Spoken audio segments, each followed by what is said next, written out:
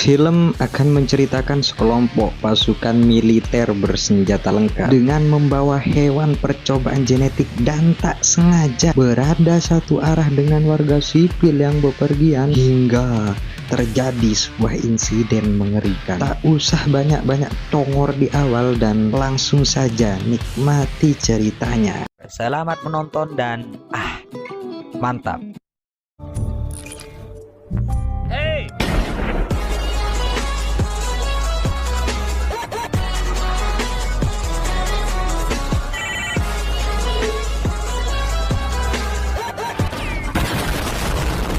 Di awal, kita akan diperlihatkan suasana gedung biru. Jika di negara kita biasa disebut dengan gedung dewan atau gedung DPR, tidak seperti aparat di negeri kita yang berdiskusi tentang hal baik, keamanan rakyatlah, mengatasi kemiskinan, meningkatkan keamanan, cuak. Dewan di gedung ini justru membahas politik yang terlalu dalam, suap menyuap, korupsi, kurangnya kesehatan masyarakat, dan hal-hal lain yang pastinya kurang searah dengan kepentingan rakyat. Dibuktikan dengan uang terima kasih, atau lebih halusnya kita sebut uang suap, sebagai tanda terima kasih sang calon presiden kepada sahabatnya sekaligus rekan sesama dewan. Beliau baru-baru ini mencalonkan diri sebagai presiden dan meminta Jack sang sahabat untuk memuluskan pemilihan nanti. Rupanya Jack adalah dewan keamanan, jadi bisa dipastikan bahwa pencalonan sahabatnya ini akan diusahakan sangat maksimal hingga terpilih sebagai presiden. Dari sekian banyak dewan di gedung ini, Jack rupanya satu-satunya dewan yang jujur loh, lurus, tidak neko-neko, dan punya mental berani. Buktinya, Jack sebenarnya sempat menolak uang dari sahabatnya ini, namun banyaknya angsuran pinjaman online dan harus membiayai anaknya kuliah. Ya, mau tidak maulah, Jack akhirnya menerimanya. Diketahui Jack merawat anaknya sendiri setelah sang istri, ibunya si anak tiada. Si anak bernama May dan ia sebenarnya cukup berbakat di bidang rap di bidang musik lah. Sehingga May tidak mau jika harus kuliah jauh dari hobinya. Apalagi sang ayah, si Jack ini loh, akan menjual rumahnya juga karena semua uang yang ia miliki tentunya belum cukup untuk membayar SPP, bayar kos bulanan, bayar buku, bayar baju kuliah, dan banyak lagi persiapan untuk masuk kampus. May akhirnya menurut saja, manut-manut saja gitu loh, karena setelah dipikir-pikir ia juga tidak mau durhaka dan menjadi batu seperti maling kundang. Dalam perjalanan menuju kota universitas, Badan Negara Badan Pusat Cuaca atau sejenis BMKG mengabarkan jika dalam kurun waktu yang tidak bisa ditentukan akan berlangsung cuaca kabut tebal semacam asap tebal lah, dan dianjurkan kepada seluruh pengguna jalan agar berhati-hati dan waspada untuk menghindari kecelakaan. Jack sedikit menemukan kendala saat petugas POMSO akan libur berjamaah dan tidak ada satupun petugas loh. Tiba-tiba muncul seorang pengemudi mobil derek yang mengaku saat ini ia menggantikan petugas POM yang sedang ke toilet. Melihat dari tingkah laku orang ini, sepertinya ada yang tidak beres. Akhirnya Jack memilih untuk tidak membayarnya dan memilih pergi saja, mengingat perjalanan masih panjang. Di tempat lain, mari saya perkenalkan Anda dengan dua orang wanita, satu atlet dan satunya lagi asisten pribadinya, dan dua kakek nenek yang akan bepergian keluar kota juga, namun dengan kepentingan yang berbeda. Di dalam mobil, May terus saja murung, cemberut, tidak terima sebetulnya jika harus kuliah yang tidak sama dengan hobinya. Ditambah harus menjual rumah satu-satunya yang mereka miliki. Baru saja diberitakan oleh pihak negara untuk berhati-hati. Wah, tiba-tiba ada satu vlogger live streamer jalanan yang memacu mobil sportnya sekencang-kencangnya di cuacanya seperti ini. Semua orang terlalu susah loh melihat ke jalanan, tidak mau kecelakaan dan tidak ingin mencelakakan orang lain juga gitu. Namun si YouTuber seakan-akan tak peduli dan alhasil si tolol ini pun tertabrak mobil box. Mampus saat berusaha menyalip dari sisi kanan pengemudi lain.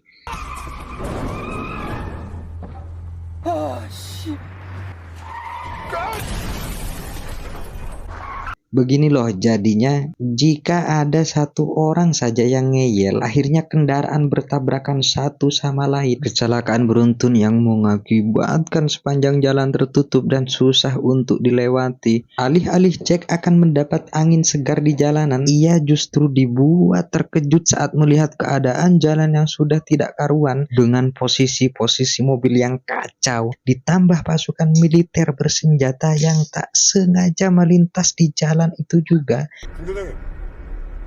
di mana saya dan kalian semua akan dibuat terkejut saat mobil militer juga ikut kecelakaan yang mengakibatkan sesuatu yang ada di dalam truk terbuka dan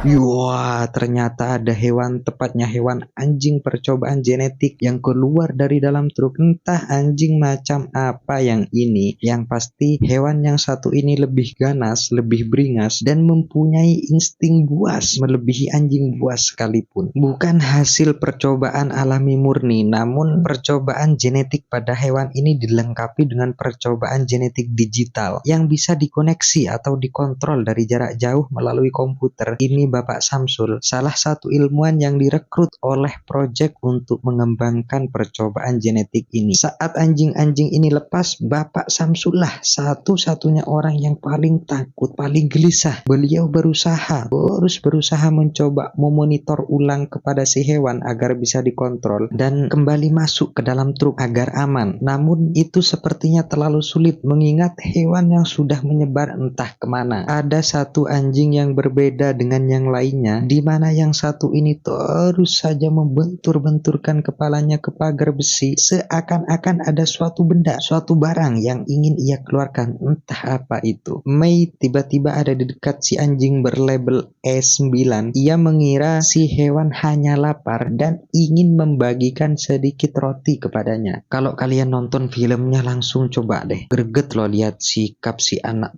tolol ini, dan ya banyak lagi lah hal-hal tolol yang bikin greget sebenarnya. Sempat bisa memonitor ulang para hewan-hewan agar kembali terkoneksi dan menjadi jinak lah. Namun sepertinya itu sangat sulit karena ternyata satu anjing S9 yang tadi yang membentur-benturkan kepalanya tadi rupanya sudah sukses mengeluarkan sebuah alat dari kepalanya sehingga tamatlah mereka semua yang ada di area ini. Jack masih bingung, tidak mengerti, benar-benar tidak paham ada apa sebenarnya ini dan jenis anjing macam apa yang bisa seganas itu. Jack terus-menerus menginterogasi Pak Samsul agar memberitahu apa sebenarnya yang disembunyikan, dan akhirnya Pak Samsul sedikit terbuka dengan mengatakan bahwa ada proyek rahasia sebenarnya yang membuat anjing ini buas menjadi 3 kali lipat lebih buas dan ganas. Bukan itu saja, hewan ini bisa menyerang target melalui suara, rasa, bau, dan insting yang begitu tajam. Artinya Pak Samsul hanya mengatakan kita semua yang ada di sini akan mati. Militer sempat menyampaikan kepada Jack mohon kerjasamanya karena ini darurat dan diminta untuk sementara waktu berlindunglah, mengamankan diri bersama Pak Samsul. Beberapa militer yang ditugaskan untuk memancing titik digital agar para hewan masuk ke box sepertinya tidak akan berhasil. Bahkan hampir semua pasukan militer mati oleh keganasan si anjing tersebut. Dan inilah awal mula pembantaian sekelompok anjing buas. Semula jalanan ini tampak seperti kecelakaan beruntun biasa dan akan segera dievakuasi. Namun semuanya telah berbeda. Vibes yang berbeda menjadi jalanan penuh mayat, kecemasan, rasa takut, dan putus asa.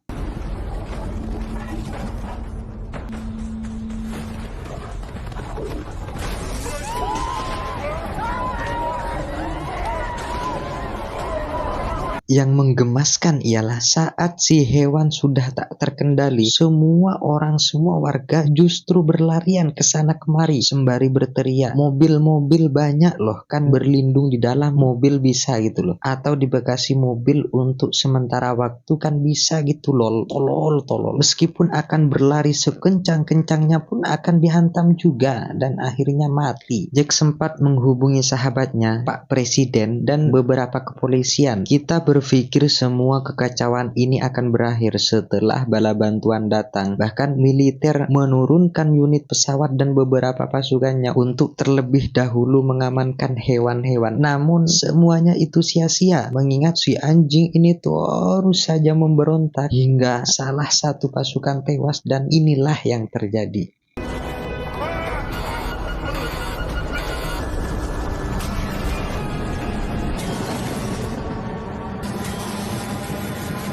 Wah, alhasil pesawat tak sengaja menyenggol tali jembatan dan akhirnya meledak. Serpihan ledakan justru mengenai truk yang berisi gas beracun dan membuat jembatan retak. Sirnalah semua harapan keselamatan semua orang karena box para anjing kembali terjatuh ke jembatan dan tak sengaja kembali terbuka dan...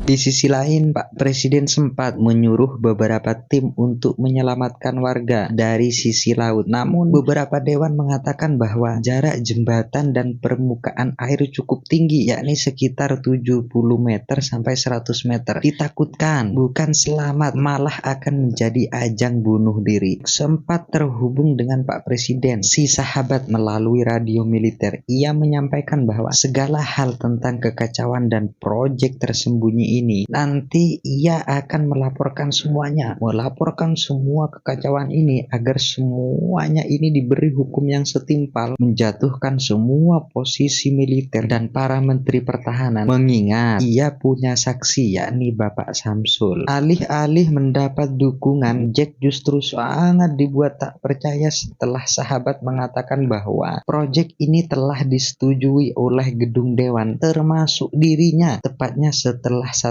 hari dirinya menjabat sebagai presiden. 청와대에서 승인했던 프로젝트야. 대통령 취임 초기에 승인했던 거라고. Jack berharap yang dibutuhkan saat ini adalah tim SWAT, bukan tim penyelamat, bukan tanpa alasan. Namun yang paling utama ialah mengamankan para hewan-hewan ganas ini dulu, terlebih dahulu, karena memang begitu banyak korban jiwa berjatuhan gara-gara anjing ganas ini. Pak Presiden berharap lupakan saja dulu tentang proyek tersembunyi ini dan menyuruh Jack bersama warga sipil lainnya agar segera pergi dari jembatan ini dulu demi keselamatan bersama. Mengetahui jembatan yang sudah tidak karuan, bocoran gas di mana-mana, dan sebentar lagi jembatan akan roboh yang pastinya ini sangat-sangatlah buruk.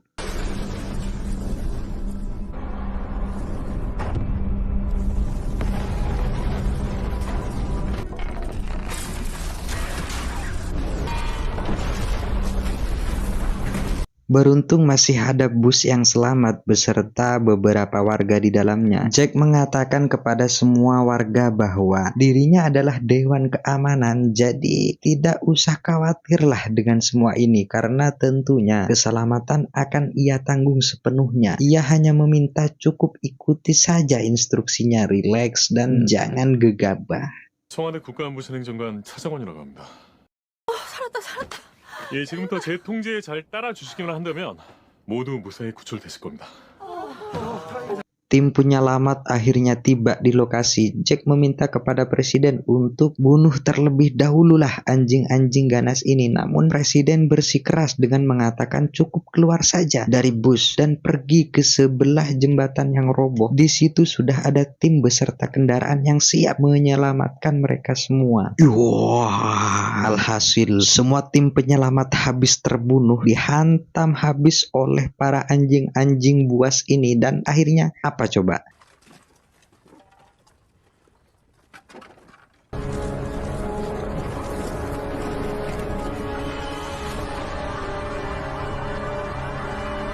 Dan akhirnya mereka semua kocar-kacir dan berpisah satu sama lain. Tak ada waktu leha-leha. Jack akhirnya berinisiatif untuk mencari barang-barang penting dari mayat militer. Mencoba peruntungan lah. Mengingat tidak ada siapapun lagi yang bisa menyelamatkan mereka. Pak Samsul sempat bercerita bahwa ternyata anjing yang paling besar, induknya yang diberi label E9 itu bukanlah bosnya, melainkan ia adalah induk dari semua hewan lainnya. Dan dan semua hewan lain tidak lebih dan tidak bukan hanyalah kloningannya saja. Sebagian besar anjing-anjing yang gagal, sebagian besar keturunan yang gagal dalam percobaan akan dibunuh, dan dibunuhnya tepat di depan induknya yakni E9. Jadi jangan salahkan Sumanto lah jika ini bukanlah keganasan, bukanlah kebuasan, melainkan ini adalah balas dendam induk kepada semua orang, kepada manusia yang ternyata lebih bengis, lebih sadis dari seekor hewan. 사냥을 하는 게 아니고 자기 새끼 죽인 인간들한테 지금 복수하는 거라고.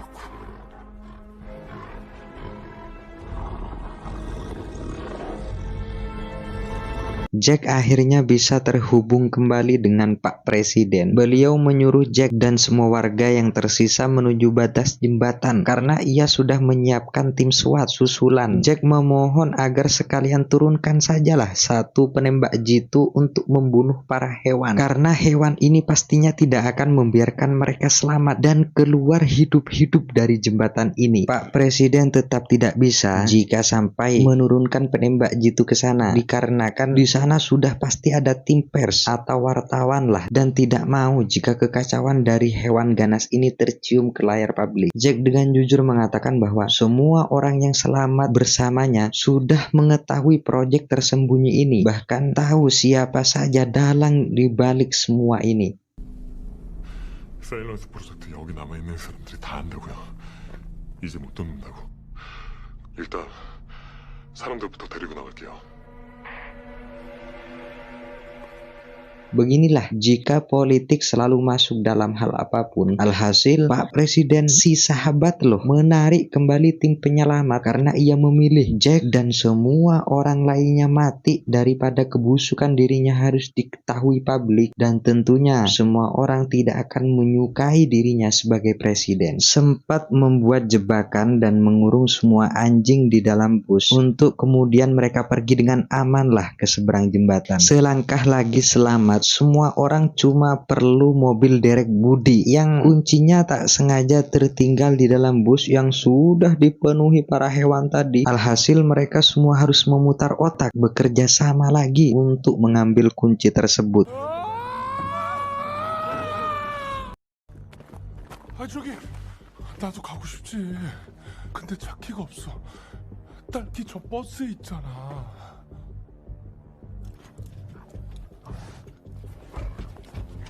Tak ada pilihan lain, Jack mengambil cara nekat dengan mengorbankan dirinya untuk menjadi titik koordinat kontrol agar semua hewan bisa masuk kembali ke dalam truk, dan selesailah semua ketakutan ini. Ia sudah tak peduli lagi dengan dirinya, asalkan anak dan warga lainnya selamat tanpa harus ada pertumpahan darah lagi. 시작한다.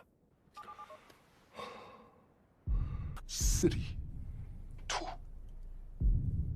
1. 누군가 자고 있어요. 지금이야. 신호 줘.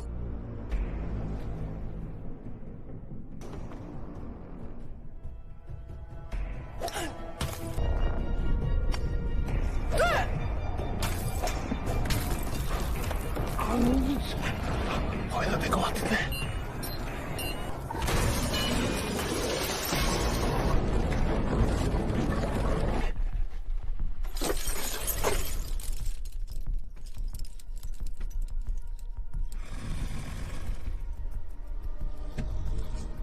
Si anak justru malah tidak mau, tidak rela lah jika satu-satunya keluarga, sang ayah, harus mati pada situasi yang seperti ini. Mei terus saja mendekat ke truk hewan, tetap bersikeras ingin membantu Jack agar kita selamat bersama-sama. Tepat pada waktunya, akhirnya rantai mobil derek budi mengait, membuat Jack dan si Mei selamat. Budi terus-menerus mencoba memacu mobil sekencang-kencangnya agar keduanya tidak jatuh bersama reruntuhan. saat ini yang selamat antara bahagia, kecewa, dan tak percaya akan semua ini, akan kekacauan inilah. Mereka hanya bisa pasrah dengan apa yang terjadi kepada warga lainnya. Semua wartawan termasuk Pak Presiden sudah berada tepat di jalan masuk jembatan. Awalnya semua orang mengira bahwa tidak ada satupun orang yang akan selamat mengingat kejadian yang begitu mengerikan. Tiba-tiba muncullah Jack dan beberapa orang lainnya dari pembatas kerusakan. Bukan apa-apa, dikala semua tim medis sigap memberi pertolongan, Pak Presiden justru bersikap biasa loh, tidak merasa bersalah sedikit.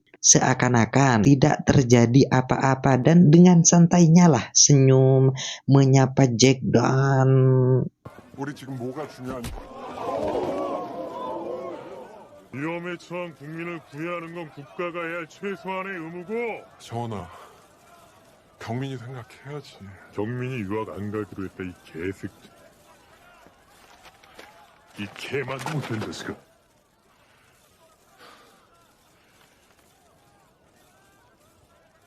beberapa waktu berlalu. Akhirnya media, radio, televisi, dan semua akses digital resmi membongkar semua kebusukan Pak Presiden sekaligus melengsirkan beliau dari jabatannya saat ini. Selesailah dan berakhirlah prasangka buruk terhadap siapapun, pikiran buruk terhadap siapapun.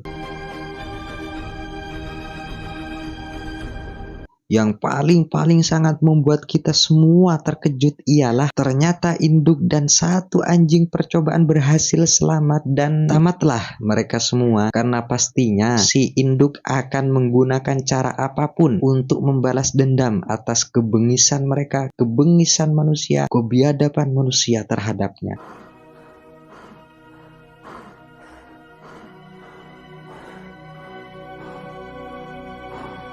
Khatam. Pesan yang bisa diambil dari film ini adalah jangan sekali-kali mendekati anjing pelacak, apalagi sampai ingin berbagi makanan itu. Naluri 0% tidak punya akurasi waktu karena waktu yang sesungguhnya saat ketika kita bangun tidur di pagi hari. Terima kasih kepada kalian semua dan ya support lah guys.